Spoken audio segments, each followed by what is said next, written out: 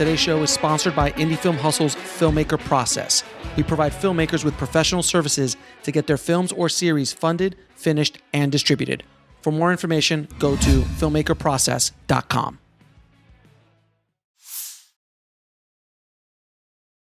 Have you ever had to deal with an unprepared or difficult actor? And if you have, what do you, as a director, if it's a star, if it's a bit player, if it's a secondary or supporting character, how do you deal with that as an actor, as a director, to keep the engine going? I've dealt with actors who were too anxious to do well, and that's something you deal with. But when you deal with an actor who's not prepared, who was drinking at lunch, that's a bad scene, and I'm not sure I handled it very well. I'm not sure I even knew what to do because there's not much you can do. I suppose if you're in the position to fire someone, you can, but you also know that when you fire someone, you're also hurting yourself because they're not going to necessarily say, oh, it's fine, we'll go back and reshoot all this and we'll give you all the time back. It'll inevitably hurt you in some way. Right.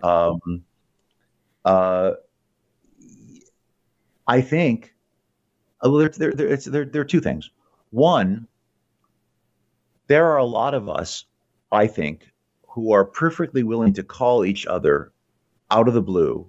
And I won't mention names of guys who called me, but I could tell you that I have presumed to pick up the phone and call another director and say, before I work with this guy, I've heard something, just talk to me. Tell me honestly. This will never go any further. What am I looking at? What am I up against? Because that's a kind of honor among thieves. Yeah. That if they've had a bad experience, they don't want you to have a bad experience. Directors, ironically, are very supportive of each other. We may be competitive in some industry's mind as to who could do a better film, but any director who's been through it more than once or has a life in it has real compassion for their peers.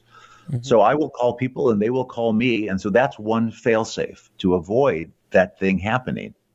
And only once have I been forced to use an actor that I didn't want to use, that I'd heard stuff about, and it almost ruined. I think it actually did really hurt the third act of one of my movies, and I will not mention who that is, but it was bad, and I hated it, and I should have fought it harder.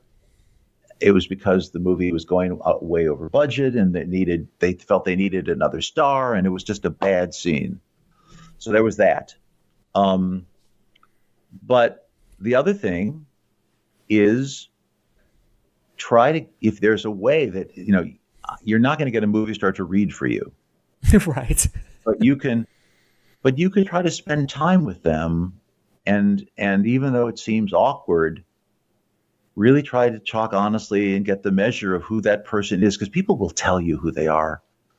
I mean, if you really listen, anybody in life, when you meet them, mm-hmm. they want you to know who they are. And if you can get past your own anxiety or your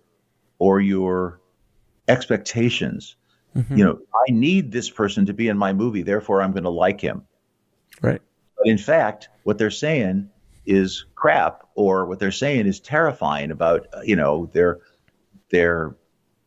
entitlement or their, pomposity or, their ingratitude, things that really make you crazy.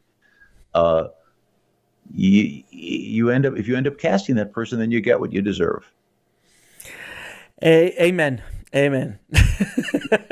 Very, very, very true. To watch the rest of this interview, head over to indiefilmhustle.com.